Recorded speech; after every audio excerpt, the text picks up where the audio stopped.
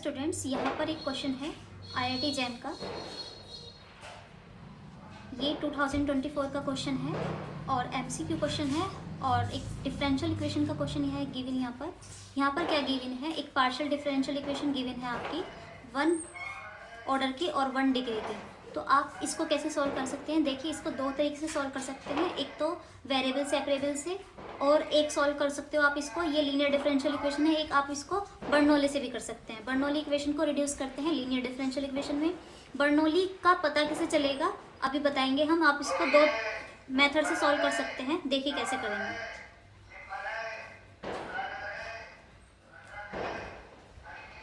देखिए क्वेश्चन क्या है यहाँ पर,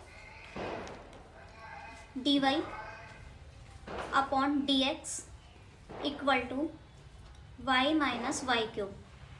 तो क्या करेंगे, वेरिएबल सेपरेबल से करेंगे सबसे पहले इसको, मेथड फर्स्ट। जब हम इसको वेरिएबल सेपरेबल से करेंगे तो क्या करेंगे, y के जो वेरिएबल है उसको dy के साथ ले जाएंगे और जो x है उसको ले जाएंगे राइट साइड में। इसके बाद क्या करेंगे, यहाँ से y कॉमन ले लेंगे, y कॉमन लिया तो अंदर ब्रैकेट में बचेगा 1 माइनस वाई स्क्वायर, और 1 माइनस वाई स्क्वायर को क्या लिख सकते हैं, 1 minus y and 1 plus y. इसके बाद क्या करना है, इंटीग्रेशन बोथ साइड। तो जब आप इंटीग्रेशन करेंगे तो इसको पार्शियल फ्रैक्शन से सॉल्व कर लेंगे। 1 अपॉन वाई, वाई माइनस 1, ये 1 माइनस वाई है, 1 माइनस वाई, 1 प्लस वाई। इसको कैसे लिख सकते हैं पार्शियल फ्रैक्शन में करने के लिए, a upon y plus b upon 1 minus y plus c upon 1 plus y. इसके बाद क्या करेंगे, take the LCM of the denominator, 1 equal to a into y, a into 1 minus y and 1 plus y. So it will be 1 minus y square plus b y into 1 plus y. देखो पता कैसे चलेगा, यहाँ पे ये आया है, ये पार्शियल फ्रैक्शन है, ये आपकी क्लास 12 का पार्ट है। जब भी a के मल्टीप्लाई करेंगे y को छोड़ के दो नंबर आ रहे हैं, एक ये और एक ये, इन दोनों की मल्टीप्लाई यहाँ पे आ जाएगी a के साथ में। जब b लेंगे तो b के साथ में है 1 माइनस वी, b के जो अपॉन में है वो है 1 माइनस वाई, तो b के इंटू में आएगा एक y और एक 1 प्लस वाई। जब c लिखेंगे तो c के साथ में आएगा, c के अपॉन में क्या है 1 प्लस वाई, तो c के साथ में आएगा y and 1 minus y, y और 1 माइनस वाई। अब देखो क्या करेंगे, यहाँ से y की जो वैल्यू है वो 3 रख सकते हैं, ये लेंगे 0 के इक्वल, तो y की वैल्यू 0 लिख रखेंगे सबसे पहले। फिर y की वैल्यू यहाँ से इसे 0 के इक्वल लेंगे तो y की वैल्यू पुट करेंगे -1। फिर इसके बाद इसको रखेंगे 0 के इक्वल 1 माइनस वाई को, तो y की वैल्यू आ जाएगी 1 इक्वल टू 1, y की वैल्यू आ जाएगी 1। सबसे पहले जब y की वैल्यू 1 रखेंगे सो ये दोनों 0 हो जाएंगे, b वाले भी और c वाले भी। सिर्फ a की वैल्यू आ जाएगी, क्या आएगी, a की वैल्यू 1 आ जाएगी। फिर इसके बाद y की वैल्यू -1 रखेंगे, तो -1 रखने पे a वाला 0 b वाला 0 हो जाएगा। c की वैल्यू क्या आएगी, c की वैल्यू आएगी -1/2। फिर y इक्वल टू 1 पुट करेंगे, तो y इक्वल टू 1 पुट करने पर a की वैल्यू 0 हो जाएगी और c वाले की वैल्यू 0 हो जाएगी। सिर्फ b वाले की वैल्यू आएगी, b की वैल्यू क्या आएगी 1/2। क्लियर? ये सब वैल्यू आप इस वाले इक्वेशन में रख देंगे तो क्या हो जाएगा, integration 1/y minus plus b की वैल्यू आ रही है प्लस में और c की वैल्यू आ रही है माइनस में, plus 1/2 1 minus y minus 1/2 1 plus y equal to integration of dx। अब इनका इंटीग्रेशन कर देंगे, इसका इंटीग्रेशन हो जाएगा log y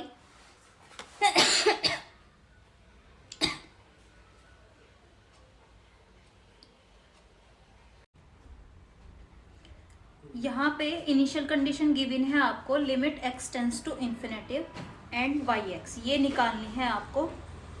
और इनिशियल कंडीशन गिवन है y0 इक्वल टू c। क्या मतलब है यहाँ पे y इक्वल टू c का,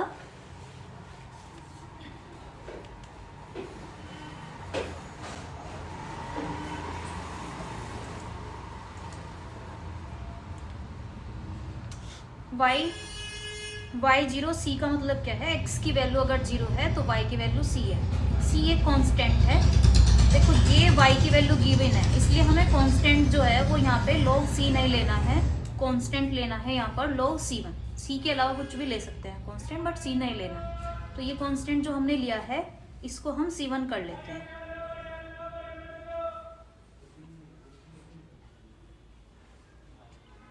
ये कांस्टेंट हो जाएगा c1।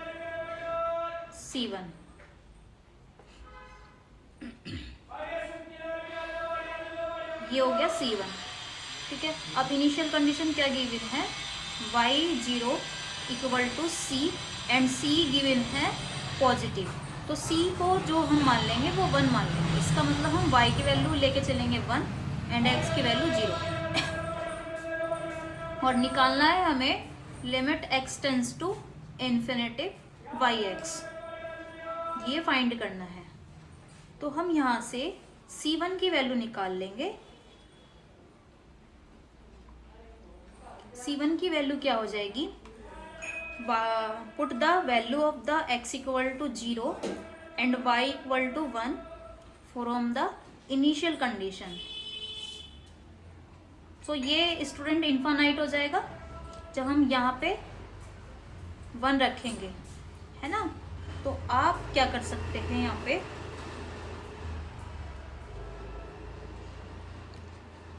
अगर इसको इस साइड में ले जाएंगे,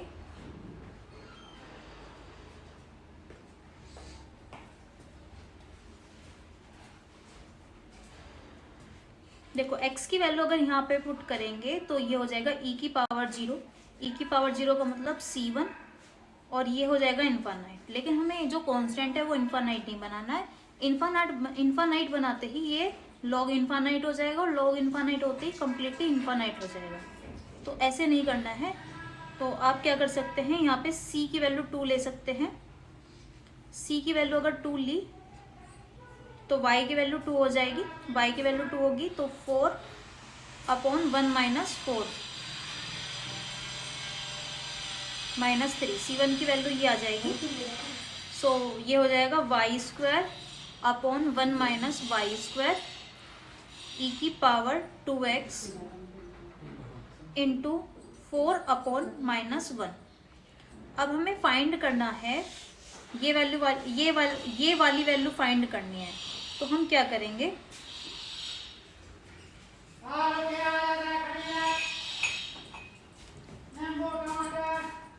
करेंगे, इसको जो अपॉन में है इधर ले जाएंगे। Y square equal to 1 minus e y square e की power 2x into 4 upon minus 3। अब अगर हम x की लिमिट इन्फानाइट लेते हैं तो इधर भी e की पावर इन्फानाइट हो जाएगा। e की पावर इन्फानाइट मतलब इन्फानाइट हो जाएगा। ठीक है, इन्फानाइट हो जाएगा तो इसका मतलब क्या करेंगे, इसको इस साइड में ले जाएंगे। तो वाई स्क्वायर ई की power minus 2x 1 minus y square into 4 upon minus 3। इसके बाद लिमिट पुट करेंगे। लिमिट पुट करने पर क्या हो जाएगा, y x whole square into e की power minus infinite 1 minus y square. So it y e की power minus infinite equal to 0। So 0 equal to 1 minus y square. Upon में ये भी आ रहा है 4 अपॉन 5, ये 0 की साइड में चला जाएगा, 0 हो जाएगा। सो वाई स्क्वायर की वैल्यू क्या आ गई, 1 आ गई है। वाई स्क्वायर की वैल्यू 1 आ रही है, सो वाई की वैल्यू आ रही है 1। तो ऑप्शन नंबर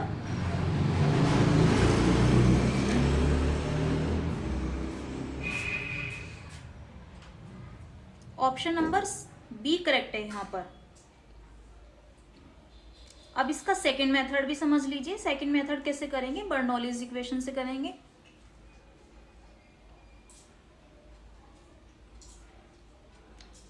बर्नौलीज इक्वेशन क्यों होगी, क्योंकि वो लीनियर डिफरेंशियल इक्वेशन नहीं बन रही है।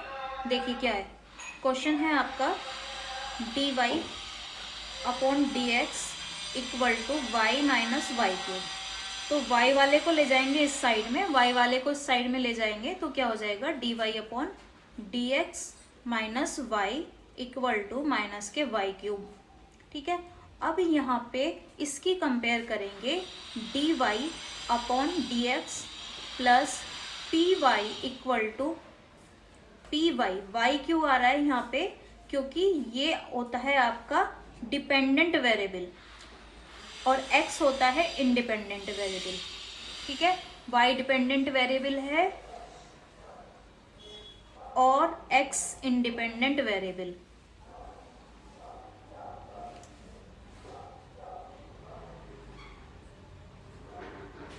इंडिपेंडेंट वेरिएबल, तो यहाँ पे जो आना चाहिए p के साथ में वो डिपेंडेंट वेरिएबल आना चाहिए और इक्वल टू q।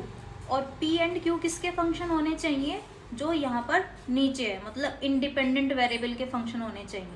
p और q किसके फंक्शन होने चाहिए, इंडिपेंडेंट फंक्शन ऑफ x होने चाहिए, फंक्शन ऑफ x। अगर यहाँ पे नीचे y होता, अगर मान लो सपोज होता dx अपॉन dy, तो फिर p के साथ में क्या आएगा, फिर p के साथ में x आएगा और p और q किसके फंक्शन होंगे, y के फंक्शन, क्योंकि नीचे y है। अब इस तरह की इक्वेशन का जो इंटीग्रेशन फैक्टर निकालते हैं वो कैसे निकालते हैं, e की power integration of p and integration with respect to independent variable. But यहाँ पे जो p की वैल्यू है वो -1 है एंड q की वैल्यू क्या है, -y क्यूब। लेकिन q की वैल्यू किस में आ रही है, y में आ रही है, और q की वैल्यू किस में आनी चाहिए थी, x में। x का फंक्शन होना चाहिए था p और q। तो क्या करेंगे, इसको यहाँ से रिमूव करेंगे तो क्या करना पड़ेगा, पूरी इक्वेशन को y क्यूब से डिवाइड करना पड़ेगा।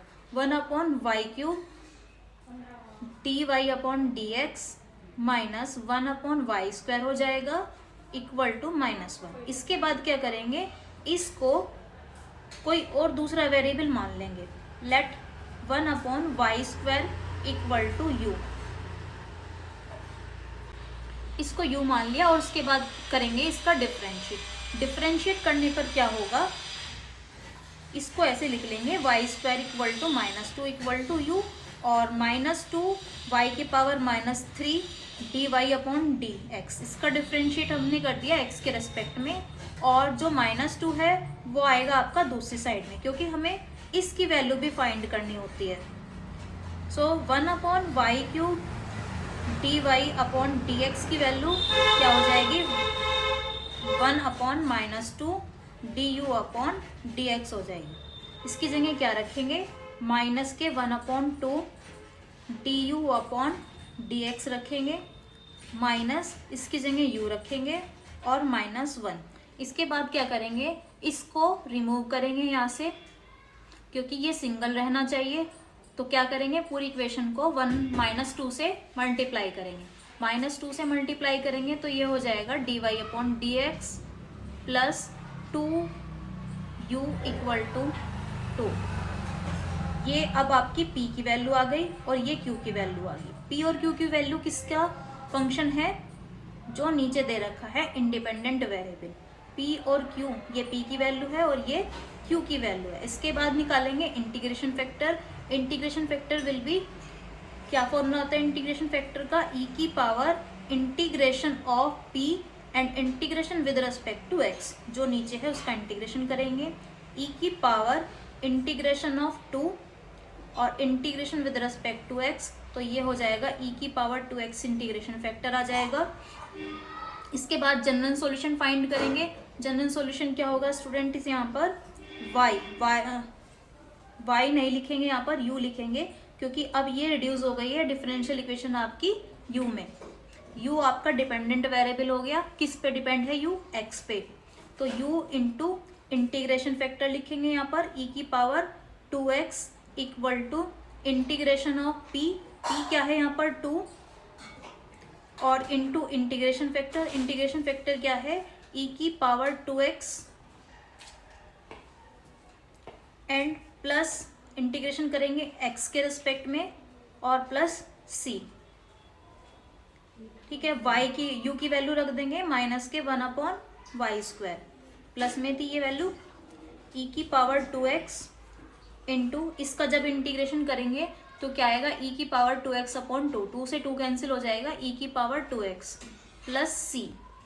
अब आपको वैल्यू पुट करनी है, हमें किसकी वैल्यू फाइंड करनी है, limit x tends to infinity y x की हमें वैल्यू फाइंड करनी है।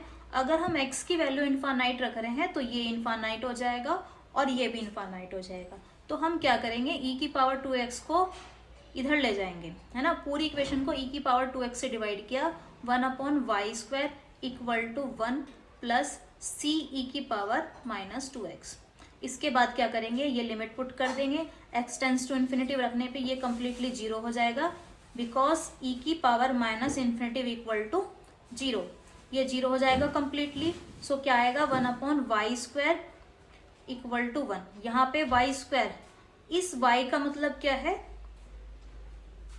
इस y को आप ऐसे भी लिख सकते हो, क्योंकि y x का फंक्शन है, इसको रेसिप्रोकल करेंगे इसका, y² इक्वल टू 1।